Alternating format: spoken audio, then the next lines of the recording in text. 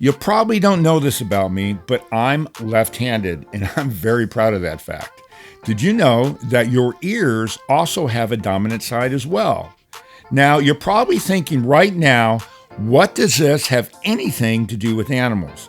Well, Dr. Stanley Coren, he joins me today. He is a multiple book best-selling author, and his first book about left-handers was one of them. But most of his books are all about dogs. At the beginning of the episode, we stray. Did you get it? Anyways, and we talk about left-handedness. But don't worry, we get back to animals. His next book, The Intelligence of Dogs, was another bestseller. So what breed do you think's the most intelligent? Stanley, who I now call Wags, gets into who is the most intelligent and who ranks at the bottom. Can you guess? He is such a wealth of dog knowledge, and we just scratched the surface.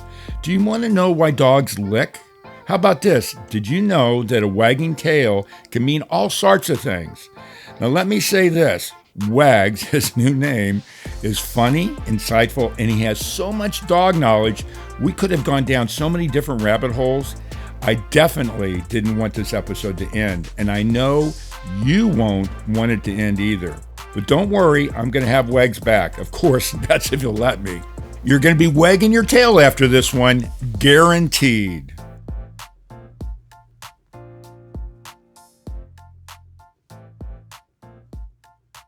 We are supported by PrepVet, providing stem cell therapy for pets. As a pet lover, did you know your pet can benefit from the incredible healing power of stem cell therapy? Prep Therapy offers a groundbreaking solution taken right from your pet's own blood. Say goodbye to joint pain, arthritis, kidney and liver conditions, and more. They'll experience faster recovery, increased vitality, and extended quality of life without the need for surgery or harmful drugs. Put the wag back in their tail and discover Prep Therapy today at PrepVet.com. Save 10% with promo code FurRealPodcast, covered by most pet insurance. For real, for real, for real, for real, for real, for real, for real, for real, for real, for real, for real, for real, for real. Got a bunch of furry friends and I love them all the same. I'm an animal lover, veterinarian is the name. Let's share some pet stories from heartwarming to strange, losses and gains, from wacky to insane. For real. You're now tuned in to For Real with your host, Mark Kyle.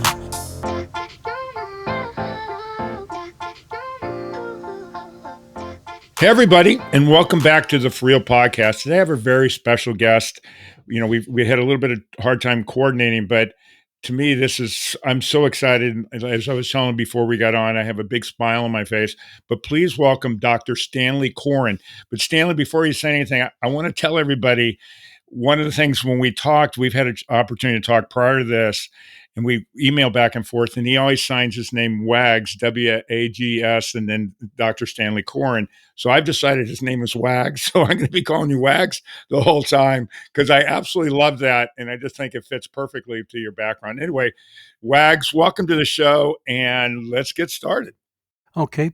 So I wanted to start off, first of all, let me do an introduction for everybody out there. First off, and I can't get into everything because we'll never talk because you've done so much. You're a psychology professor, but you studied that originally. Your doctorate, you started at the University of Pennsylvania. You went to Stanford for your doctorate. I know you did some schooling in New York as well. You were in psychology. And I want to get into that. And then you got into this animal world thing. You're a best-selling author of numerous books. I think there's over 20 based by my count, 40 papers, all that kind of things. Been on numerous shows. We could talk about all those. But let's just get started where you first started studying, because, of course, we'd mentioned first time we talked that I'm left-handed.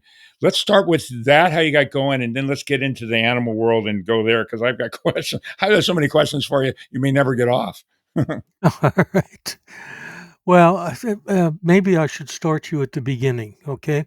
Yeah, absolutely. Okay. When most psychologists are trained to be either human psychologists or animal psychologists. And I was dual trained. And the reason is that I was always interested in the human animal bond. You know, and particularly the human canine bond. And there's a different critter at each end of that leash. So I figured if I was ever going to understand that bond, I would have to know something about both of them. So I took my training in both sides of psychology and got my doctorate. And I knew that at that particular point in time, we're talking about somewhere around 1968, if I told the world that I was interested in the human animal bond, they'd look at me as though I'd just gotten off of a flying saucer with a beanie with a propeller on the top. There was just no understanding or belief that that sort of thing really existed. So I opted to go into my second love, and it is a true love, which is in human neuropsychology. And particularly, I was interested in sensory psychology, how people see and hear, and that sort of thing. And one of the things which I began to study was a phenomenon which we call the dominant eye. This is the eye that you use for sighting down a rifle and that sort of thing. And it's a very important topic because using your dominant eye keeps you from having double vision in a lot of circumstances. Anyway, I was studying, and most people are right eyed, and I was studying that phenomena, and somebody, a colleague who I really respected, said, well, I don't know why you're doing all this testing on which side is the dominant eye. Isn't that always on the same side as your dominant hand? And I thought to myself, well, I mean, 70% of the people are right eyed and 90% of the people are right handed. So it's not an absolute fit. But we just added some measures on handedness into the work which we were doing. So that was really a secondary consideration. But when we started to look at our data, we began to find some spooky things. The left handers looked different. And very specifically, the first thing which we found was that the left handers tended to more often have a history of a difficult birth or a difficult pregnancy. And so that started me off sort of looking at other things which might be correlated with left handedness. And, one of the things which you have to learn as a research psychologist or any researcher is if you find during the course of your research a side path which looks like it is either more important, more promising, or more interesting, you go down that side path. If you don't, well, I consider it a violation of the nature of science. And so we began to trot down that handedness lane. And during the course of it, we ended up finding a number of very exciting things. The most exciting of which is the fact that left-handers tend to die younger than right-handers. And that particular research caused a whole lot of fuss, especially in the early 90s. And when I published my book, The Left-Hander Syndrome, it was as though all hell had broken loose. Suddenly I was a celebrity. I was on, just about every talk show you can imagine. And we even began to get death threats. you know, We're left-handed people. yeah, they would call in the middle of the night and say, "You right-handers think that you'll live longer than us left-handers, but you won't if we kill you first." So I ended up having Jeez. unlisted phone numbers because my wife got freaked out, that sort of thing. Um, but anyway, so that led me down one particular lane of the 3-lane highway that my life seems to have taken. Well, can I ask you a couple things on the left-handed thing, being left-handed, first of all? And by the way, I want to agree with you. When they left-handers do look different, I've been told all my entire life I look really weird. So that makes sense on my part. But one of the things I read when I was reading about some of the studies you did, and I asked this as a left-hander. By the way, I'm proud to be left-handed. I think it makes me more special. And of course, I am very special in other ways. But anyways, uh, but you talk about something about being that they tend to have a more compromised immune system. Can you talk a little bit about that? Yeah, that was one of the first findings which we had. Remember, I said that we found out that the left-handers tended to have a history of birth or pregnancy complications in their history, and a very clever neuropsychologist by the name of Norm Geschwind suggested that individuals who had that kind of history would have some hormonal imbalances, and that might result in a compromised immune system. And so we began to chase Norm's suggestion, and we found, for example, that left-handers typically at the low end have things a history of more common immune problems like allergies and eczema and that sort of thing. But at the high end, they had a history of other autoimmune problems, things like Hashimoto's thyroiditis and Graves' disease and that sort of thing. So we investigated that in a number of alternative ways.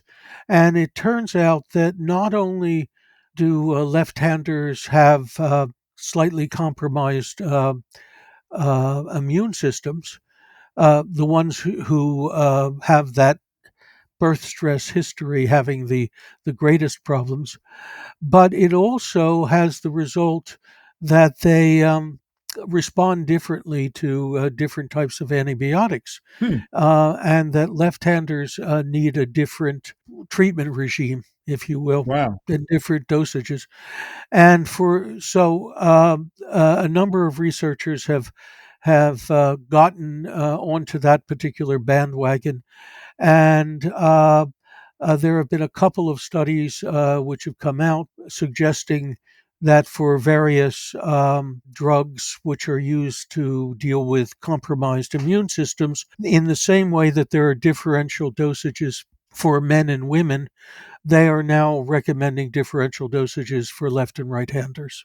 Wow. That's really interesting. So, wow, that's crazy. I never really thought that. Now, one of the things when we talked before we recorded the other day when we were talking, I was telling you that, and I forgot the term, and I should have written it down because I'm left-handed. I catch and throw left-handed, but kick. I'm right-footed, like skiing or snowboarding and that. And what's that? What did you call it, poly or something? I forget the name. We just tend to call that mixed uh, laterality or mixed sidedness. Uh, it turns out that somewhere about 10% of the population do have at least one aspect of sidedness opposite all the others. You've got to recognize there are four types of laterality. There's handedness, there's footedness, there's eyedness, and there's earedness. So we have a dominant Ear? ear, yes. Really? Uh, yeah, it shows up usually in a situation where, like you have one earphone. Right. A person will tend to favor their dominant ear, or it's what they would press against a door to hear whether there's somebody there, or against their watch to see if it's ticking or that sort of thing.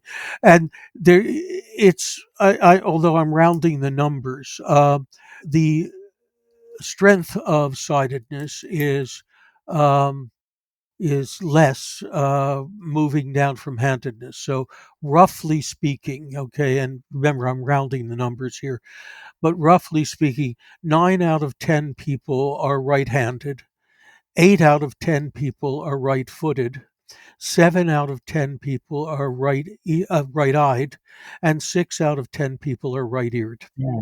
So it is not atypical. As I said, a little bit more than 10% of people have this mixed laterality, to have your dominant eye and your dominant hand, or your dominant hand and your dominant foot on opposite sides. And in a lot of cases, it helps. So we did some studies looking at high level athletes, and for example, we found that in professional baseball players, if you have your dominant hand and your dominant eye on opposite sides, it makes you a better hitter. But if you are in a more ballistic sport like tennis, having your dominant eye and your dominant hand on the same side makes you a better tennis player. So it's that sort of thing. So that makes sense because of the balls on that side. If you're a left-handed batter, your right eye is the closer one to the pitcher. So if you're batting left-handed, but if your right eye is your dominant eye, you're going to see the ball better. That's interesting.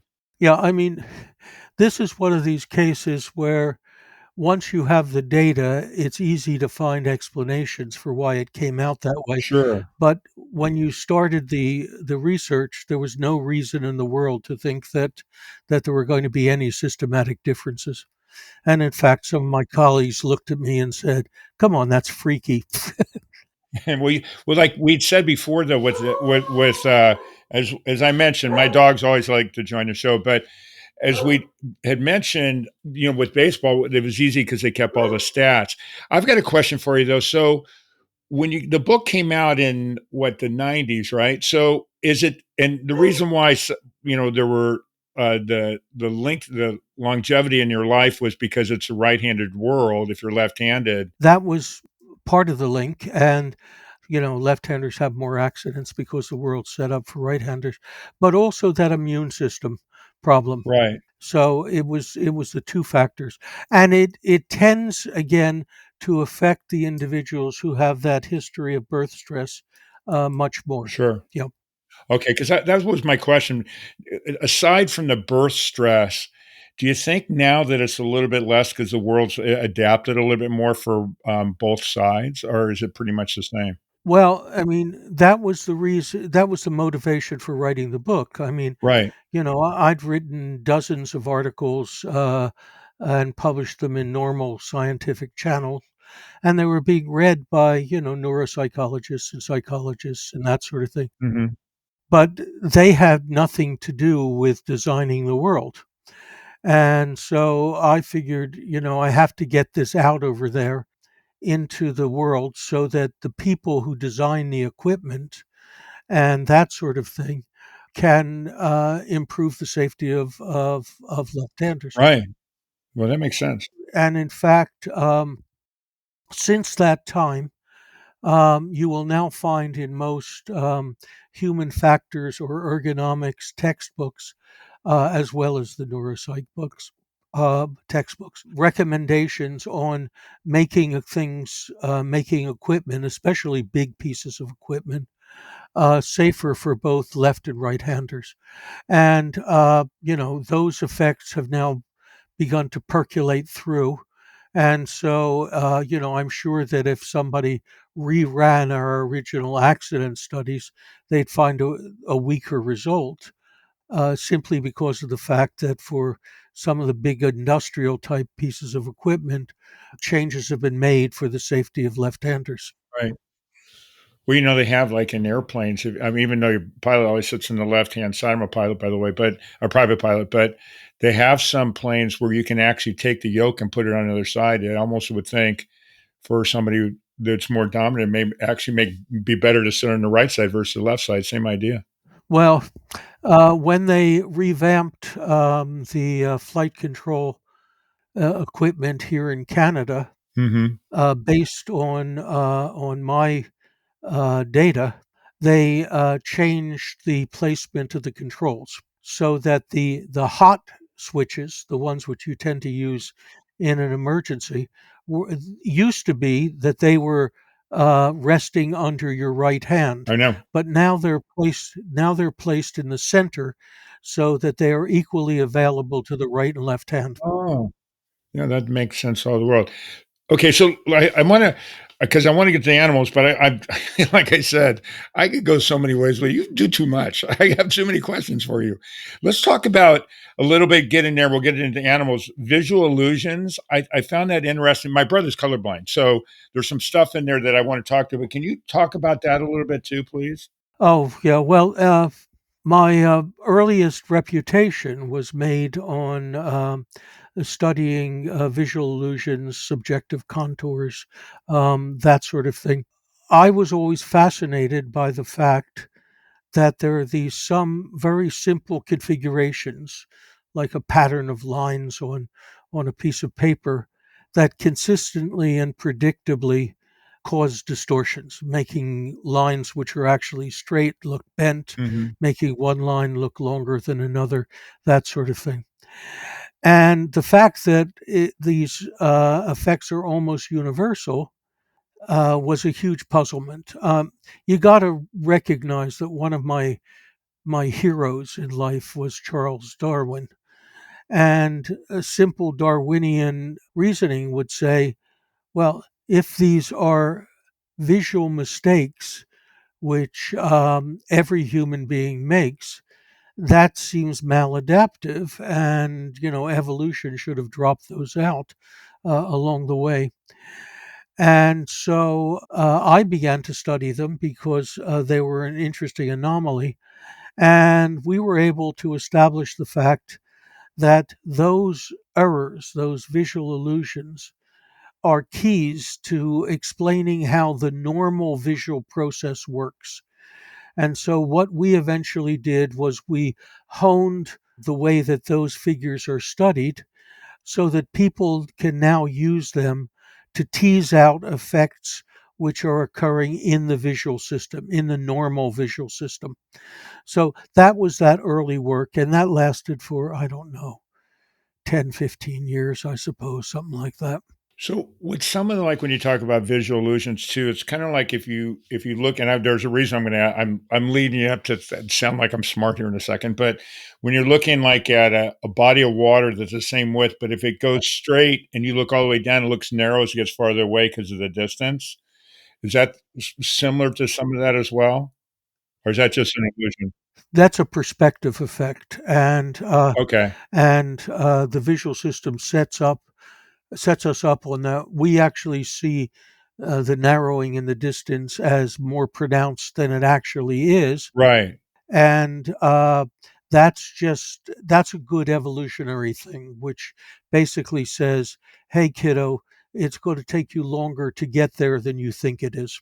Oh, wait, have you been to Versailles at all in France? No, no, no, I haven't. Okay, so the Versailles is, his hunting cabin, Prince Louis, the whatever number, Yep, and the gardens, he has this big water feature that goes way back there, but what he did, he wanted it to look exactly the same, so it gets wider as it goes farther up, but when you look at it, it looks exactly the same width all the way through. yep, He designed it specifically so it looked like the same.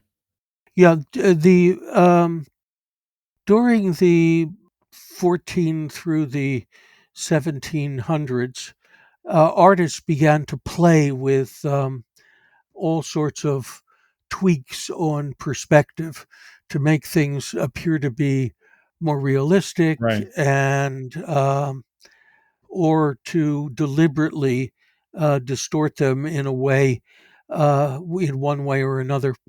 So, for example, when I was visiting Scotland, I was visiting my favorite city in Scotland, which is Edinburgh. Mine too.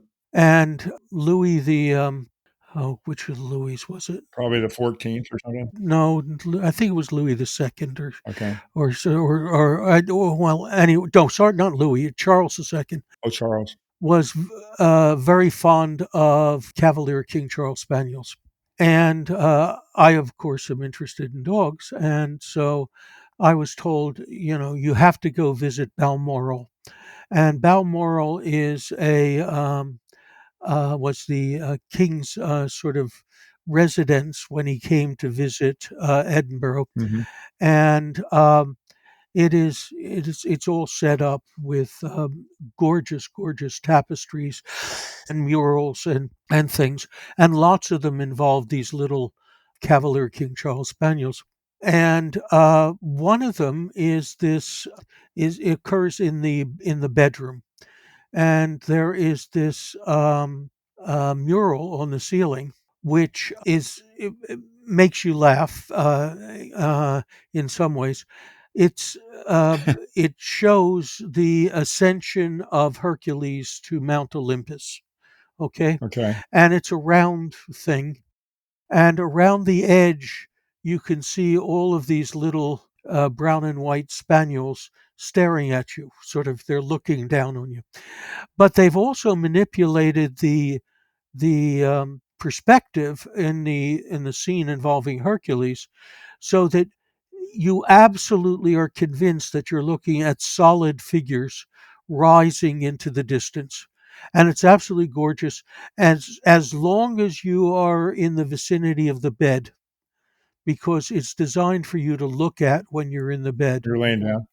If you're a few feet away in either direction, it just looks somehow Oh, off. that's so cool. So that's the sort of thing which was going on at that period of time. That's so cool. Well, let's stay with dogs because obviously this is a podcast. But again, you've done so much stuff that's so interesting. I could talk again. I could talk all days. But let's start with. I know you wrote the book, "The Intelligence of Dogs," was a bestseller. Let's get into that. But I've got a bunch of questions because I've watched videos and all kinds of things that you've done. Let's walk into how you got into doing that, and talk a little bit about the book, and wherever else we go, we'll go and just have fun with it. All right. Well, the core of the intelligence of dogs was the fact that so many people talk about the aspects of such and such a breed is really bright, and such a breed is really a ditz. And of course, that's the sort of things which interest us, because we all want a smart dog who will learn what we're interested in teaching him. And I looked around, and I figured there has to be a book out over there which deals with this. And there wasn't. Nobody was doing that kind of research. So I began to collect data, and I collected the data over a bunch of years. And I had just published my book on left-handedness, and it was an international bestseller. And so the publisher, you know, came back. What are you going to do next, Stan? And that sort of thing. And I didn't want to do Son of Left-Hander. Left-handers too. Yeah. So I mentioned to the publisher that it was free press, and I mentioned to the publisher, well, I'm really interested in the intelligence of dogs, and I've collected some data on this, on the intelligence of the various breeds. And I said, if you're willing to take a flyer on it, I'll give you that manuscript. And they were a little bit hesitant. The left-handed thing was good, and my apparently my presence in the media was decent enough, so that they were sort of interested. And it turns out that a new chief editor in chief had come on in Free Press, and he had come over from Doubleday, and Doubleday had been in financial difficulty, and they found an author who did sort of photo illustrated dog training books, and he could churn them out at a book a year. And there were things like city dog, country dog, duck dog, that sort of stuff. Mhm. And but with all these illustrations, and basically it solved Doubleday's cash flow and saved the publishing house. So he was willing to take a flyer on it. And so they gave me a contract, and I gave them the book. And the heart of the book, I mean, the book actually looks at the three types of intelligence that you can measure in dogs. The first is what we call instinctive intelligence, and that's really what the dog was bred to do. So retrievers retrieve, and herding dogs herd, and guarding dogs guard, and so on and so forth. You really can't, rank dogs on the basis of their instinctive intelligence because it's apples and oranges. And is retrieving, does that require a higher degree of intelligence than herding, and so on and so forth. The second type of intelligence is what we call adaptive intelligence, and it's really what the dog can learn to do for himself. And so we had developed a set of tests, 12 different tests, which the average person can give to their dog at home with just a minimal amount of equipment found around the house, and rank their own dog's intelligence. And that's important because, we can say, for example, that Labrador retrievers are very smart dogs. They're the seventh smartest dog. But, some labs would make a river rock look clever. It's not all of them who are equally bright. I had provided the tests for adaptive intelligence in the book. But the most important form of intelligence, or at least the one which most people tend to care about the most, is what we call working and obedience intelligence. And that's really the working and obedience intelligence is really the equivalent of school learning. It's it's what a dog can learn when he's instructed by humans, how well he follows commands and that sort of thing. It turns out that if I were going to test dogs individually on this, to do the study correctly at the time of the writing of the book, I probably would have needed about $1.5 million, which I didn't have in research funds. But it turns out we have this fabulous resource that we can call upon. You see, working in obedience intelligence is exactly what dog obedience competitions are based on. A judge looks at dogs and they go through a prescribed set of exercises, and all of the dogs on a given day are doing exactly the same exercises, and they are given a numerical score by the judge. And that measures, of course, how well they have learned the various exercises. So, what I did was I contacted every single dog obedience judge in the US and Canada combined and asked them to fill out a truly laborious and time consuming questionnaire. And I was very, very lucky. I got responses from 209 of these dog obedience judges, which at the time was approximately half of all the dog judges in North America. Oh, that's incredible. And what I found was that there was a remarkable consistency in ranking of the various breeds. In the end, I had enough data to rank 110 dog breeds. And later on, we did a reanalysis, which allowed us to add an additional 10. But anyway, the judgments provided by these dog obedience judges were remarkably consistent. For example, 199 out of 209 dog obedience judges placed the border collie in the top 10, and 108 out of the 209 judges placed the Afghan hound in the bottom 10. I mean, that's a degree of consistency in their judgments, which if, I could get experts to apply to my stock market portfolio, would make me a wealthy man. Yeah, absolutely. And the interesting thing was it was huge, huge furor at the time. I mean, Of course.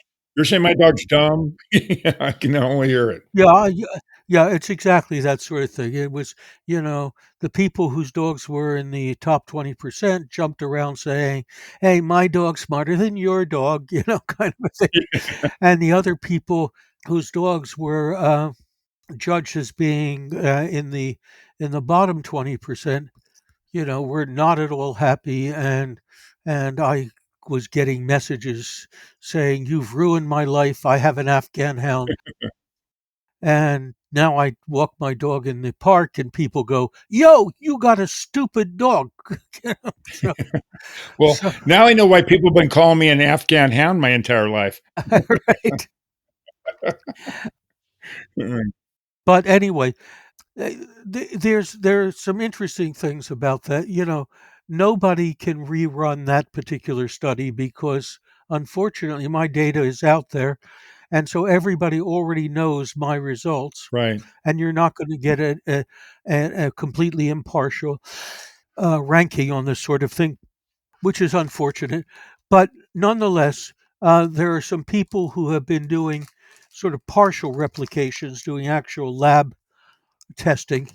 And the bottom line is that the dogs which I placed in the top 10% or top 20% have consistently been shown to be the most clever dogs in laboratory settings.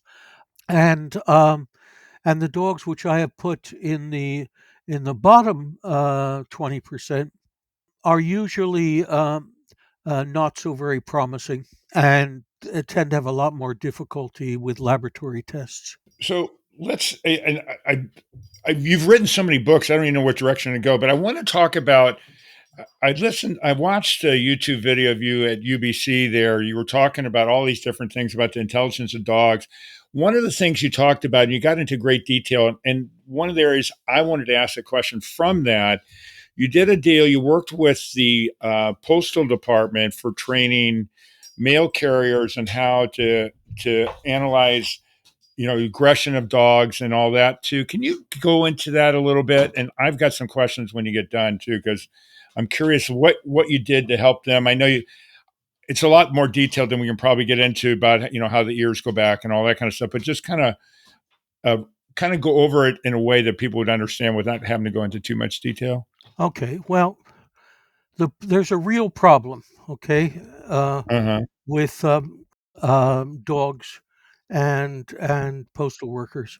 There are a huge number of reports of mail carriers being bitten by dogs, especially if they step into a yard Right. to deliver a mail and that sort of thing. So, Canada Post, I live in Canada, Right. contacted me to see whether I could, help out in some ways. And so, I had a couple of early workshops and all of that sort of stuff in which, I pointed out the various signs which would indicate that a dog is apt to be aggressive, prepared a whole bunch of visual stuff to show them the warning signs, and distributed it to them for them to use as sort of an early warning kind of a thing, Mm-hmm. because they have the right to stay out of a yard or something like that if there's a problem. Right.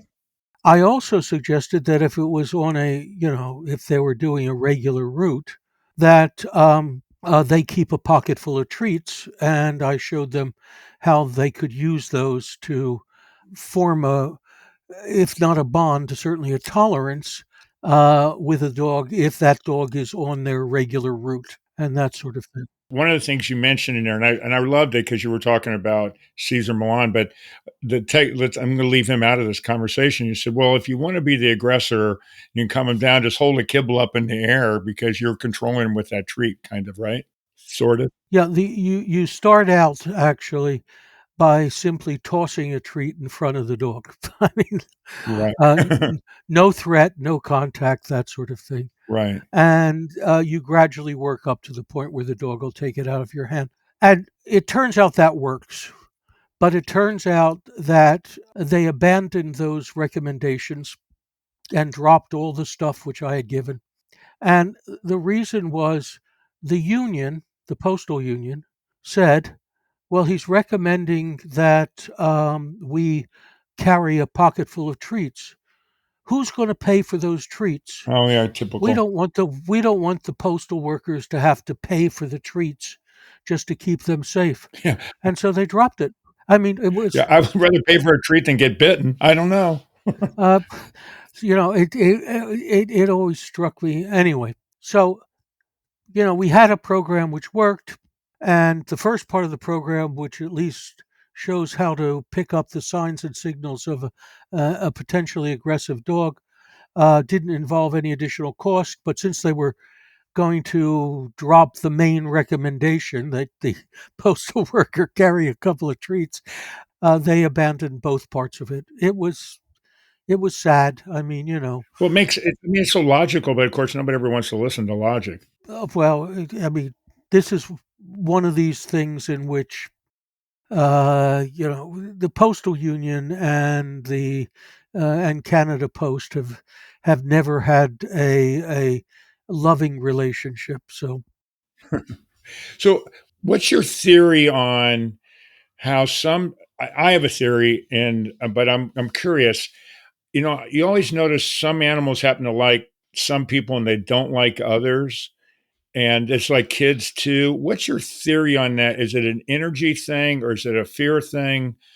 Based on, I know you're an expert on this stuff. What is that? well, there are at least three different factors going on. Okay. Okay. One of the things is, well, let's talk about a really easy one. Okay. When it comes to little kids, okay, those little kids give off a whole bunch of signals which indicate that they're not only a threat but probably should be protected. Some of them are chemical, simply the way they smell, Mhm. and we call those particular important chemicals pheromones. Right. And young kids have those, and those tend to produce protective results in most dogs. The other thing is that they have high pitched little voices, which are not threatening, and that kind of thing. So, at least for young kids, there's some basic protection built in. For some people, they are just simply afraid of dogs. So when they see a dog, they go into defense mode. Their body postures change. They look very defensive. Their chemistry changes, and the chemistry, the pheromones associated with fear and anger, are very close to one another. And so you have an individual who is acting atypically because they're afraid. Mhm. So their movements are much jerkier and quicker and that sort of thing. Um, and they now have this mixture of fear and aggression, which is emanating off of them as a chemical cloud. And so that causes can trigger aggression in a dog. But one of the most important things has to do with the reaction of the dog's owner. You've got to recognize Mm. that the research is very, very clear. If you have a bond with your dog, in an ambiguous situation, the dog looks at you to see what your reaction is and then mirrors your reaction. Oh, that's interesting. Yeah. So, for example, if you have a woman who is terrified when she's around strange men, Mhm. the dog looks at her and says, okay, this is something threatening. And so the dog becomes hostile. Oh. And if, on the other hand, it's a welcoming kind of a response, then the dog reacts in in a more welcoming way. And there was a very cute study which gives an example of this. I mean, they took a stimulus which for a dog would appear to be very ambiguous. It's just a little floor fan, the kind of a fan Hmm. which oscillates back and forth. Okay, Sure. and they hung on the grating of the fan some plastic streamers. So when the fan was going back and forth, these streamers were, of course, flapping randomly as they went along. Now, most dogs have never seen something like that, so they bring a dog and its owner in, and half of the owners acted positively toward this, and Hmm. half of them acted negatively. So one half might say, "Oh God, that's disgusting. I wonder what that is," and make sounds like that. In which case, then the dogs would not approach the fan and would bark or growl at it. Whereas if the owner would say, "Oh, look at that! Isn't that interesting?" then she would go over to the fan, and the dog would come trotting along and inspect it in a fairly relaxed manner. So the dogs were picking up on the cues from their owner. So if you have an owner, for example, let's just be arbitrary, who is racist or at least is uncomfortable around other racists, you're going to end up with a dog who is acting as though he's racist. He sees an individual of whatever that feared race is, and they respond in a hostile way. Right. Um, so, I mean, that's the kind of thing. The dog is basically learning what they should act hostilely toward from their owner or their family members. So they're mirroring the owner basically. That's right. Exactly. Wow, that's I never thought I mean, I can see some of that, but I'd never really thought it in depth on that. One of the things also I wanted to talk to you about, I mean, I've got again, this kills me because there's so much and I don't want to keep you. I know you've got a busy day. Talk about licking. I know, when I was, again, this is one of the talks you did, and you were talking about how young dogs basically it's a food solicitation or social ritual. Can you go into detail on licking? Because I've got one dog. Every time she comes up to me, she's got to lick me. I mean, and she's one of those. She's a dog licker. She likes to lick. And some animals, we interpret it how we want to interpret it, but from a scientific point of view, what is it? Well, there are a whole bunch of theories, and Okay. fortunately, we've got some data. Okay. The One of the oldest theories is the dogs lick us because our perspiration seems salty, and they're licking because Right. we taste salty. There's actually a study. Actually, I conducted the study. Very silly study. We had people sitting in shorts, and we painted one knee with a mildly salty solution and wipe the other knee down with just clean water and let their dogs come over. And if you're sitting down over there and you're in a pair of shorts, the dogs will tend to lick your feet and your knees. And we just simply monitored which one of them they licked. And the fact of the matter is, if one had a salt solution on it and the other one didn't, it made no difference. So it's not salt, which the dogs are looking for. People tend to look at the licking as dog kisses. I mean, every mother in the world Right. has said when Lassie has come over and washed the face of their kid, "Look, you're getting dog kisses, right?" Right. I said And I say it too to my grandchildren. So, it. but the fact of the matter is that in the wild, let's consider a wild canine as being a wolf. Okay. When the puppies are in the den and one of the parents goes off hunting, they don't carry a shopping bag with them, so they consume whatever food it is which they have hunted down, and then they come and back to the den, and the puppies start licking their faces and especially around the mouth. And that causes the parents to regurgitate some food. So the food is partially pre-digested, and it's there for the puppies. Baby food. Yeah, Baby food, basically. exactly. Yes, yeah, pre-processed. Uh, Yeah. and so it turns out that, in fact, that dogs licking your face are probably trying to solicit snacks from you. And there was one very cute study. I used to teach a, course in canine cognition at Bergen University in the summers. It was for master's students. And in lieu of writing a master's thesis, they could do an experiment instead. And one of the students, in fact, monitored whether dogs licked people's faces more often if they'd had something to eat right before. And in fact, it turns out to be the case that they did, which is exactly what you would expect if they were, if they were mimicking this puppy behavior, which is, I lick your face, you regurgitate some food.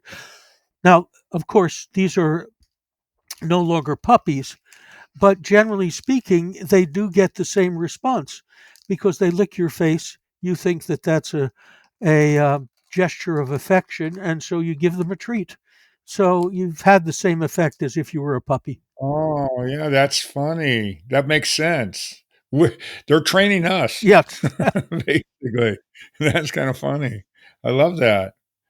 And so, let's talk about tail wagging too, because we all have our opinion on that. I mean, there's you know too much stuff. I could talk. We could just keep going, but let's talk about tail wagging a little bit. I know we're going to run out of time here soon, but can you talk about that a little bit?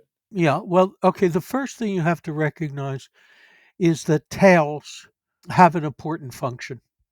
Dogs are what we call cursorial animals, which and that simply means that their major one of their major adaptations is that they're fast moving, they're fast running.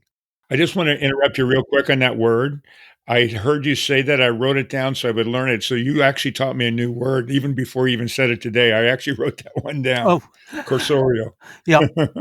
Anyway, so if you have a dog and that dog is running after, let's say, running after a rabbit or whatever it is, and it wants to go make a quick turn to one side or another, if they just simply make the quick turn, it turns out that their hindquarters have enough of a momentum still that it will throw the dog around so that he will either overturn, or if his body is short enough, he might actually flop on his side when he tries to make that quick turn.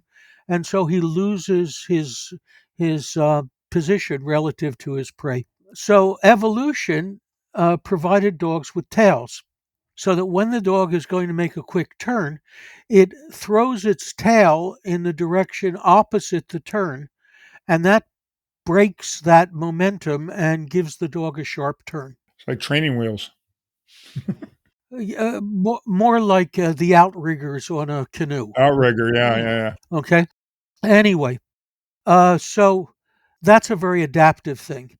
But evolution is a very clever mechanism, and if there is something which has a function, not only will evolution use that function, but if possible, they'll piggyback other functions off of that particular behavior. And in this case, since that tail is only needed when the dog is running or pursuing something, evolution decided that it would use the tail to as a social function, to simply indicate to other beings, in this case usually of course other canine pack members, their emotional state, or in fact their behavioral intention. And so the tail came to be used for that function. And there are two different dimensions to that. One is how high you carry the tail, whether it's high, straight, or low. and the other is how you wag the tail. Is the tail being wagged swiftly back and forth? Are the tail movements short or long, and that sort of thing. So it's the speed and magnitude of the tail wags, and that combination gives you a lot of information about the dog. So if the tail is being held sort of straight out behind the dog, that's an indication the dog is paying attention. It's neither positive nor negative. The dog is simply on alert and observing. Mhm. If the tail is low, it usually means that the dog is either afraid, anxious, or feeling poorly. If the tail is high, that's a sign of dominance. Basically, the dog is saying, you know, I'm tough, give me space, kind of a thing. If the tail is wagging slowly back and forth, then it means that, again, the dog is not feeling very well or is feeling a bit anxious. If the tail is wagging more quickly, it generally means that the dog is excited. And it could be positive and it could be negative depending upon how high or low the tail is. So, for example, if the tail is sort of low, or sort of mid-range low, and the tail wagging is very broad, sort of dragging the dog's hips back and forth as it goes, you can approach that dog. That dog is not going to harm you and is most likely going to give you a very positive response. But if that tail is held straight up, okay, and seems to be vibrating more than wagging, that basically is a dog which is saying, back off, give me some space, you come close, and it's your problem. And I can't I can't tell you the number of times that I've seen, a young mother with a child approaching a dog who has that high held tail which is just vibrating back and forth, Right. and the mother says, "Oh, look, the doggy's tail is wagging. Why don't you go over and say hello?" And of course the kid comes over, the dog gives an air snap in front of the kid, and the mother is horrified. She says, "That that dog snapped at my child without any warning." I said, I'm thinking to myself, Mm. you know that warning has been going on for a minute and a half, and you ignored it. So that's more or less the language of tails. It's how high, and how is it moving, and how fast. So, the lesson I've learned from, one listening and paying attention to some of the videos out there about you, and just even today, it's really, really paying attention to the dog's body language at the end of the day. I mean, we haven't got we've just touched the surface, but really paying attention to the body language of the animal, right? Oh yeah, I mean, again, look back at the evolutionary history. So look at the wild canines. So let's look at some wolves. And so imagine that you've got a pack of wolves, and the leader of the pack sees a deer a short distance away. Well, if he shouts out to the rest of the pack, "Hey guys, look, there's a deer over there." Well, guess what? They've lost their lunch. Okay. Right.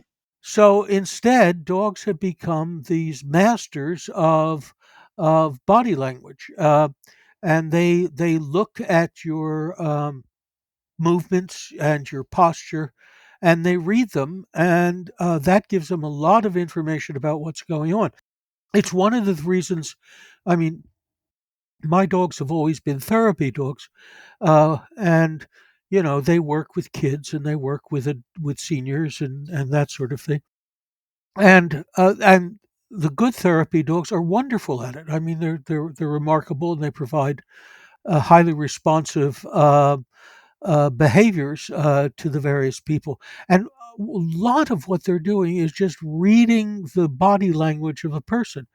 If the person is very stiff and making jerky movements and that sort of thing, the dog recognizes that that person is not comfortable, that that person is not inviting. Right. But they can also read our emotions. They can read whether we're happy or whether we're sad from our body language. And that's one of the reasons why, if you bring a working therapy dog into a room and there are several people around, the dog will immediately go over to the person who's most depressed because they are showing all the signs and symptoms in their body language. So dogs are stellar at reading body language. So, do you think that, like, when dogs go after people that are nervous, does it have something also to do with kind of the, use the term alpha dog? Here's somebody because of their pack. They want to be the boss. Is that part of it too? Do you think? No, it's the nervous people are giving off these odd, again, jerky movements and that sort of thing. Uh huh. But also, if they are anxious, the pheromones, which represent anxiety, Hmm. are very similar to the pheromones which represent anger. And so these people just seem to be more hostile. So I think that that's part of what the dogs tend to be reacting to. It's also the reason why, for a long time, there was a belief that dogs could tell whether or not a person was lying, and there were actually studies done to see whether a trained dog was better than a polygraph Yeah. as a lie detector, and the results turned out to be not very promising. And the reason is that the dogs kept mixing up the responses of the individuals who were lying, mainly anxiety, Right. and the individuals who were just plain hostile. Like, why the hell am I in here, Right. being sniffed by a dog? And that's because those two pheromones are so close to one another. You know, we've kind of run out of time. I got like 17 questions for you. So, Okay. one of the things you had talked about, and I think it was in one of your talks, what I read is, their language is more body language. Yep. I thought it was interesting because I had an episode with Dr. Kathleen Dudinsky. She's doing dolphin communication project and studying the dolphins. And they, of course, make some sounds in that, but a lot of theirs has mainly to do with body language as well, Yep. and the way they do things. I thought it was really the correlation was pretty similar. And, I didn't really ever had thought about that, but are you familiar with her at all? I am familiar with some studies on language in dolphins, but not her particularly. Yeah, she's pretty much leading that whole. I mean, there's a big, it's called the Dolphin Communication Project. She's been doing it forever and doing it, but it was really fascinating. The same as what you're talking about today is too. Yeah, yeah. I used to know the group who was working at the University of Hawaii on a dolphin communication, but I got old and they got old, so they're not doing it anymore. Um, Well, we're all getting old. yeah, What about the free roaming dogs in Morocco? Are you familiar with that? no, not particularly. Oh, you would love this. So they've done the study. So what the study was based on, who's happier and how they learn. So that in this city, I can't remember the city. There's an area where they just in this village, these dogs just live in the village. And they may have owners, but they just cruise around. They eat, just whatever eat trash and stuff. So one of the studies they're figuring out who's happier because they just cruise around on the beach all day and do that. They don't live as long because they're not as healthy, but there's that quality of life for these dogs. They're going, I don't have to do that. And they just lay around. It's pretty funny. Well, you've got to remember in a lot of the world, Right. dogs are not so much owned, but more or less are village Part dogs. of the culture. Yeah. So that's a different kind of a thing. And yes, there is bonding between them. So if you look at various tribes, especially in the southern part of Africa, dogs are used, as hunting partners and that sort of thing. Right. But no one dog is owned by any one individual. I mean, they are Yeah. owned by the tribe, if you will. And that's a different kind of a relationship.